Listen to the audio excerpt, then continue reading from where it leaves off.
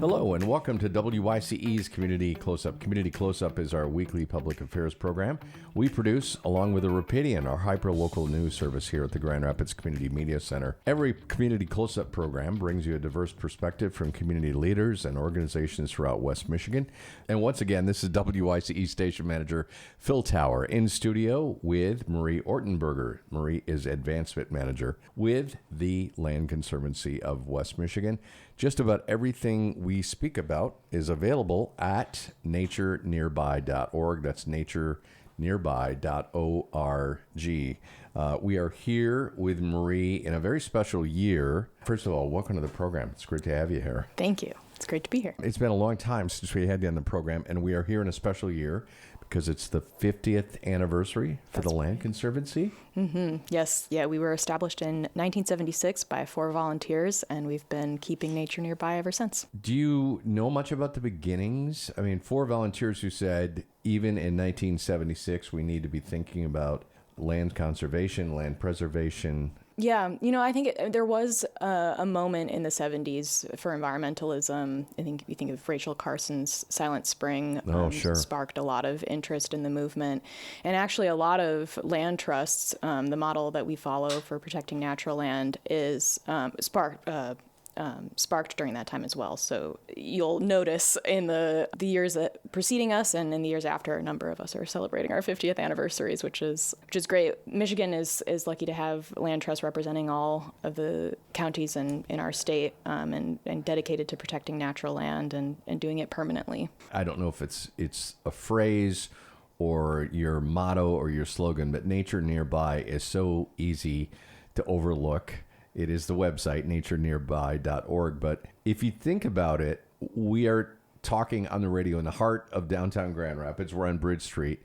We want nature nearby. I guess there's some spots of woods, probably if we looked maybe a little bit northwest of us. But it's a really important concept, Marie, to have green spaces and places as refuges, nature preserves, which is really a core part of the Land Conservancy's mission. But it's pretty fair to say, you know this, and you're going to say, you really asked me that? People do take this stuff for granted, don't they? Oh, absolutely. Yeah.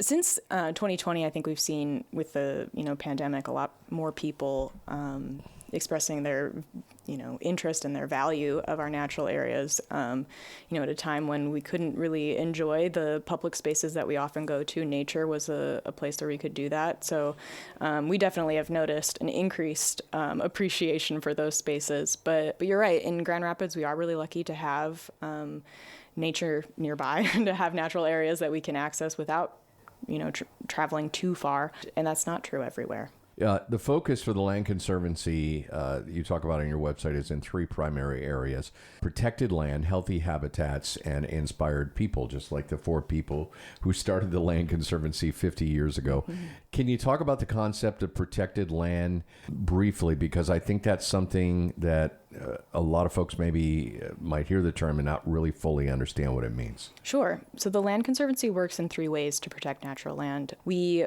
work to acquire nature preserves that then the Land Conservancy owns and manages, and those properties are protected in perpetuity. They're also open to public exploration. We also work with other organizations to help them acquire land that then become parks and preserves. So places like the Highlands here in Grand Rapids is a partnership project with Blandford Nature Center, or on the lakeshore, Ottawa Sands, we worked with Ottawa County Parks to make that possible. These projects can be really complex and take a lot of time and community collaboration. So it's important to have partners that can work together to make them happen. And then we also work with private landowners to protect the land that they own. So the land, they might not want it to become publicly accessible, but they want to make sure that subsequent owners don't develop it or subdivide it and damage the natural features it protects. And so we work with them to create agreements that attach to the deed of their property and carry forward in perpetuity. And we're also responsible for making sure that the agreements attached to those conservation easements, as they're called, are upheld. And so the natural areas are protected. I just had my mind blown. I had no idea you could do that. I've heard of conservation easements, but I didn't realize this is really important for our listeners to hear, especially if they have, maybe a piece of land in the family. A lot of parents adult children of older parents are in that process where they're thinking about passing on property or selling property. And it's a really important consideration, Marie. I'm really glad you said that. It's a easement. Conservation right? easement. Conservation easement for a piece of property. You're also, as you said, about working with people jointly. Ottawa Sands, I know we've spoken about this before when you've been on. That's a partnership with Ottawa County Parks. Mm-hmm. Okay. And one of the places that is featured on your website, I want to encourage our listeners to check it out at naturenearby.org. You just finished a 25-year project at the Saul Lake Bog Preserve, which is in Rockford, a little bit north of Grand Rapids, actually about 2 miles east of Rockford, and it is a beautiful area.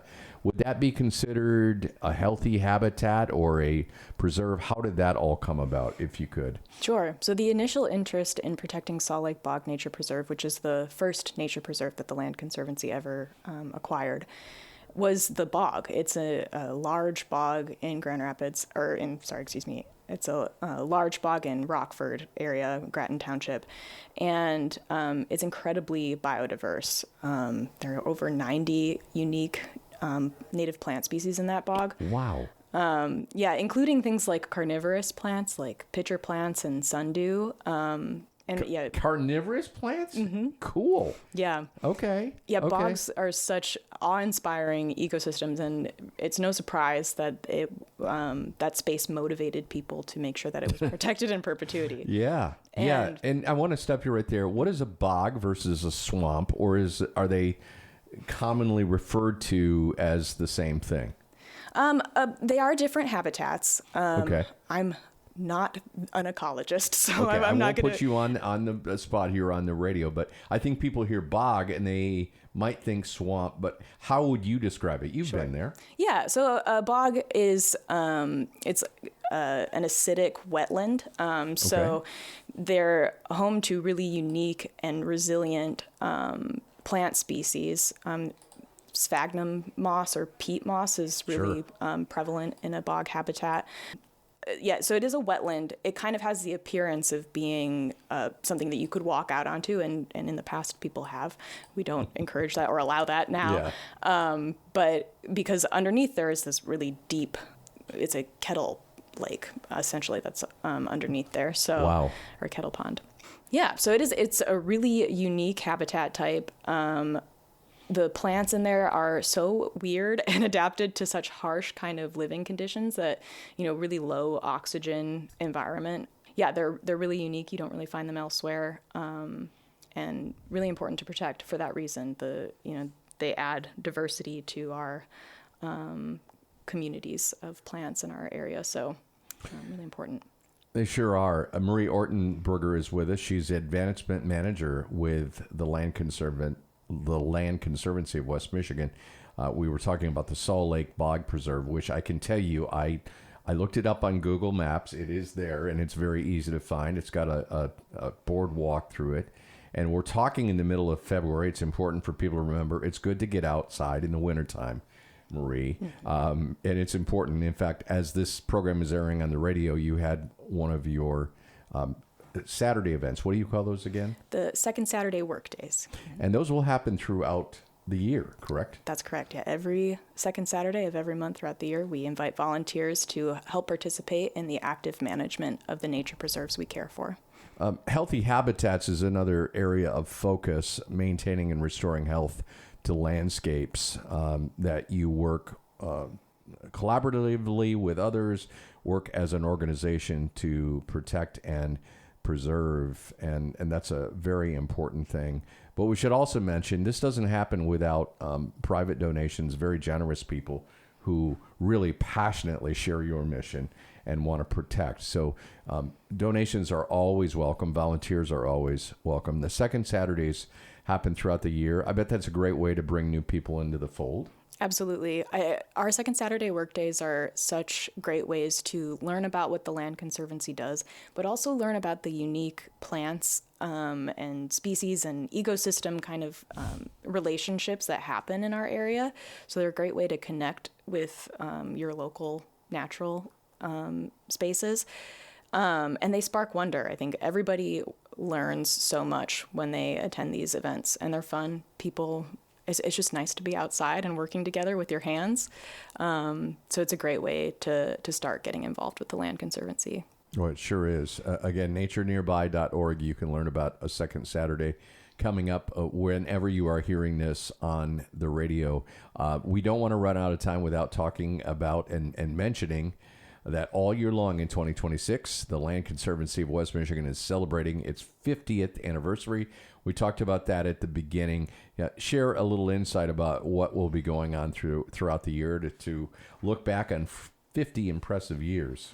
Yeah, so we're really excited to be able to celebrate this milestone with our communities, the people who have made this commitment to protecting nature permanently for possible.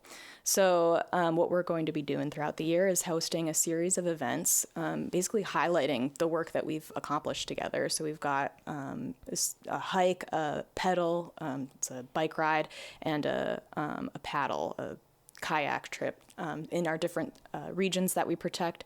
And each of these will take us through a number of different projects that we've worked on you can see firsthand some of the lands that we've protected, learn about them, and celebrate with us. Well, yeah. We just launched a merch shop. There's lots of goodies involved. So we're fantastic. Yeah, we're really whooping it up this year. So we hope you'll join us. People should follow you on social media. Absolutely, right? Yes. Just type in Land Conservancy of West Michigan. What is your handle on Instagram, by the way? It's Nature Nearby. Nature Nearby, as easy as that. That'll get you there as well, too. It's really important. It's really noteworthy. By the way, you said the areas you serve geographically. Just paint a picture of that for us briefly, if you would. Yeah, so we operate in 8 West Michigan counties, and it's a big area. It is a big area, and it's actually remarkably diverse from an ecological standpoint. So we have 3 focal regions that we kind of focus in. So we call them our big forests and wild rivers. That's the northern portion of our area. It's where Manistee National Forest is. Oh, sure. Newaygo area, big rivers. And we also have the Eastern Glacial Corridor, which is characterized by a lot of agricultural land, but also unique wetlands, oak savanna habitat. So that's where Saul Lake Bog Nature Preserve is. And then we have the Lake Michigan shoreline, of course, which is home to its own communities of globally rare habitats that in dire need of protection. So each of our events through the 50th will highlight those different areas. It's pretty impressive, and it's a broad area, as you heard Marie say, 8 counties and very diverse ecosystems. Land Conservancy of West Michigan. Again, the website is naturenearby.org, naturenearby.org. The second Saturdays, people can just show up, or do they need to register for those? We'd ask that you register. So they're all listed on our website at naturenearby.org/events.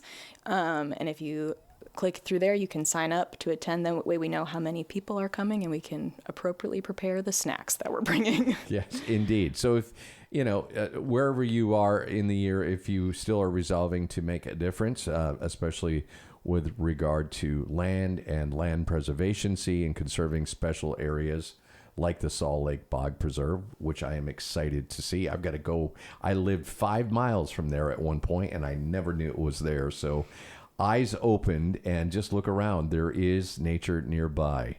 Marie Orttenberger, Advancement Manager with the Land Conservancy of West Michigan. I hope we cover just about everything. I think so, yeah. Thank you so much, Phil. Yeah, thank you for being here. She's been our guest in this segment of WYCE's Community Close-Up, our weekly public affairs program we produce in partnership with the Rapidian, a hyperlocal news service here at the Grand Rapids Community Media Center. Until next time, thank you for joining us.